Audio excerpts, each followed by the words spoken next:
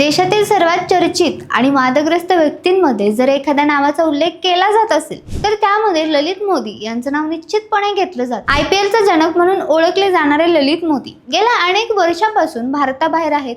आर्थिक गैरव्यवहार, मनी लॉन्ड्रिंग आणि विविध चौकशांमुळे त्यांचं नाव कायम चर्चेत राहिलं।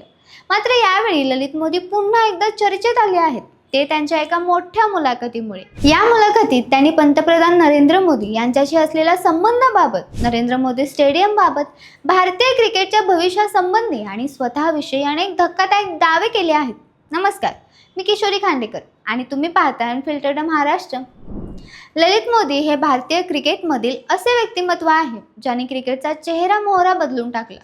2008 मध्ये IPLची संकल्पना त्यांनी प्रत्यक्षात आणली आणि काही वर्षातच IPL जगातील सर्वात श्रीमंत क्रिकेट लीग बनली। सुरुवातीच्या काळात अनेकांनी IPL वर टीका केली होती। क्रिकेटचा आत्मा नष्ट होईल, पैसा खेळावर हावी होईल अशा चर्चा होत होत्या। पण आज परिस्थिती अशी आहे की जगातील प्रत्येक क्रिकेट बोर्ड IPL कडे आदर्श म्हणून पाहतो। ललित मोदी यांच्या कारकिर्दीत गुजरात क्रिकेट असोसिएशनमध्ये देखील मोठ्या प्रमाणावर बदल होत होते। त्याच काळात नरेंद्र मोदी गुजरातचे मुख्यमंत्री होते। ललित मोदी यांच्या म्हणण्यानुसार नरेंद्र मोदी हे क्रिकेटचे मोठे चाहते होते आणि गुजरातमध्ये क्रिकेटच्या विकासासाठी त्यांना विशेष रस होता। लंडनमध्ये दिलेल्या मुलाखतीत ललित मोदी यांनी स्पष्टपणे सांगितलं की मी नरेंद्र मोदी यांच्या जवळ होतो, पण ती जवळीक राजकारणामुळे नव्हती। आमच्यातील बहुतांश चर्चा क्रिकेटबाबत आणि अहमदाबादमधील क्रिकेटच्या पायाभूत सुविधांबाबत व्हायच्या। त्यांच्या म्हणण्यानुसार नरेंद्र मोदी यांना गुजरातमध्ये जागतिक दर्जाचे क्रिकेट वातावरण तयार करायचे होते आणि त्यासाठी ते सातत्याने उत्सुक असायचे। मात्र ही चर्चा अचानक का सुरू झाली? यामागे कारण आहे नरेंद्र मोदी स्टेडियम बाबत ललित मोदी यांनी केलेले एक वादग्रस्त वक्तव्य। IPL 2026 नंतर एका मुलाखतीत ललित मोदी यांनी म्हणले की जर आज त्यांच्याकडे अधिकार असते तर ते नरेंद्र मोदी स्टेडियम पाहून पुन्हा बांधले असते। हे वक्तव्य समोर आल्यानंतर सोशल मीडियावर प्रचंड चर्चा सुरू झाली। जगातील सर्वात मोठे क्रिकेट स्टेडियम असलेल्या नरेंद्र मोदी स्टेडियम बद्दल असे वक्तव्य केल्याने अनेकांना धक्का बसला। काहींनी त्यांच्यावर टीका केली तर काहींनी त्यांच्या मताला पाठिंबा दिला। यानंतर ललित मोदी यांनी स्पष्टीकरण दिले की ते स्टेडियमवर टीका करत नव्हते।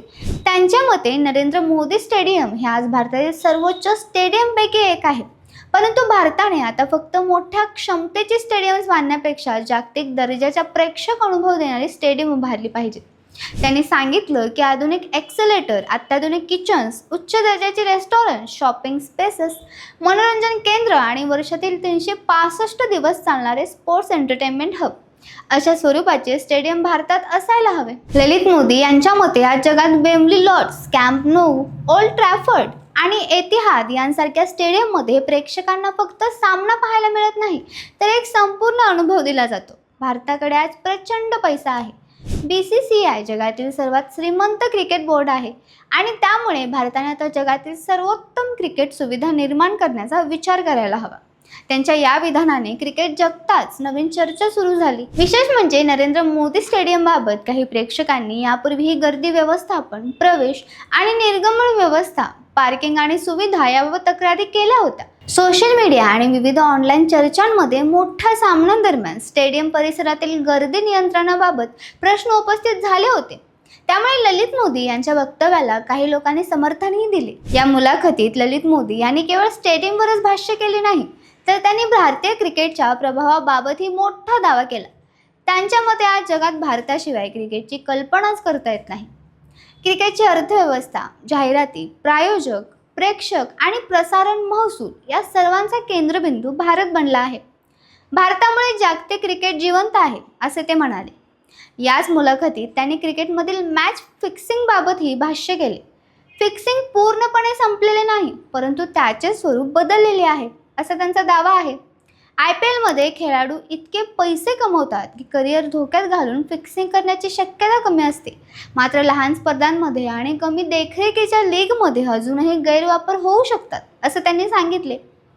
ललित मोदी यांनी आणखी एक धक्कादायक दावा करताना सांगितले की क्रिकेटमधील भ्रष्टाचाराविरोधात काम करत असताना त्यांना दाऊद इब्राहिमच्या नेटवर्ककडून धमक्या मिळाल्या होत्या। त्यांच्या म्हणण्यानुसार क्रिकेटमधील सट्टेबाजीच्या जगाशी संघर्ष केल्यामुळे त्यांना अनेक अडचणींना सामोरे जावे लागले। दरम्यान स्वतःवर लागलेल्या फरार या शिक्क्याबाबतही त्यांनी भूमिका मांडली।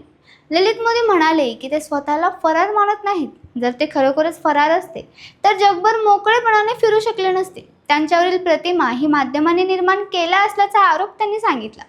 भारतात परतण्यावर प्रश्नांवर त्यांनी सांगितले की आता परत जाऊन काय करायचे हा त्यांच्यासमोर प्रश्न आहे.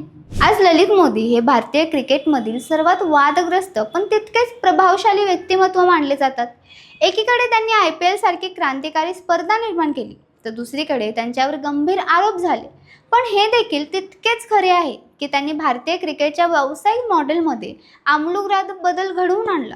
आज BCCI कडे असलेली आर्थिक ताकद, IPLचे जागतिक वर्चस्व आणि क्रिकेटमधील भारताचे स्थान यामध्ये ललित मोदी यांच्या कल्पनांचा मोठा वाटा असल्याचे अनेक तज्ज्ञ मानतात. नरेंद्र मोदी यांच्याशी असलेल्या संबंधाबाबत केलेला खुलासा असो, नरेंद्र मोदी स्टेडियमबाबतची वादग्रस्त भूमिका असो किंवा भारतीय क्रिकेटच्या भविष्यासंबंधी मांडलेले विचार असोत, ललित मोदी पुन्हा एकदा चर्चेच्या केंद्रस्थानी आले आहेत.